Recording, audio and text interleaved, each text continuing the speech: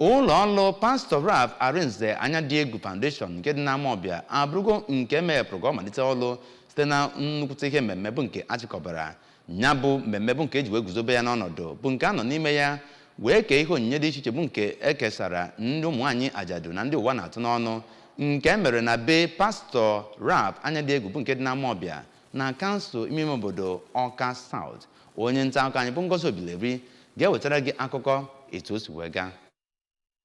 Anyadiegwu bụ onye wubere ya bụ ọgbakọ bụ onye nọburu na mbụ na-enyere ndị ogbenye aka ọbụnagodu oge ọ ka bụ nwatakịrị ka ọ nọ na-eto dịka onye na-enyere ndị mmadụ aka. Ọ gakwara n'iru na-enye onyinye dịgasị iche iche nke mere Chineke ji gozie ya n'ụzọ pụrụ iche maka ịzụ ụmụ ya nri, ka ọ wee hụ na ya bụ nsetịpụ aka ọ na-esetịpụ inyere ndị mmadụ aka bụ nke ekpokọtara ọnụ n'otu afa. O wee zọpụzia njem ịhụ na edebere aha ya bụ foundation n'otu foundation dị na obodo Naijiria ka o wee nwee ike gbasapụzie aka nke ọma ịzụ ndị mmadụ n'ụzọ dị iche iche. Ya kpatara ọtụtụ ndị mmadụ ji wee si na mpaghara dị iche iche na Anambra ma ebe na-abụghị Anambra wee bịa iso wee keta oke n'obiọma ya o nyere ndị ụwa na-atụ n'ọnụ n'oge ekeresimesi a. N'agbanyeghị ewezụga akpa osikapa na akwa a na-ama ama o nyegara ndị ahụ,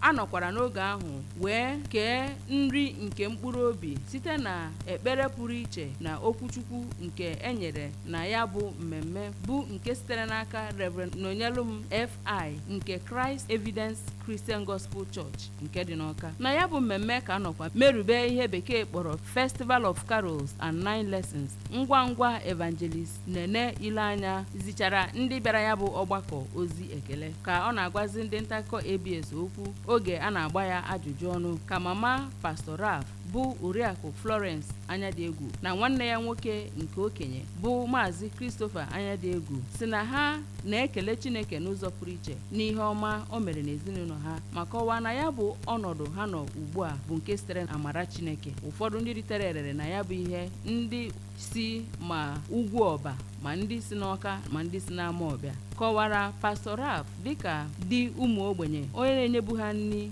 n'afọ ndị gachara aga ma rịọ Chineke ka ọ gọzie ya ma gọzikwa ebe o si enweta ihe o ji enyere ndụ aka site na Amawbia nke dị n'okpuru ọchịchị Ọka South. Abụ m Ngozi Obileri.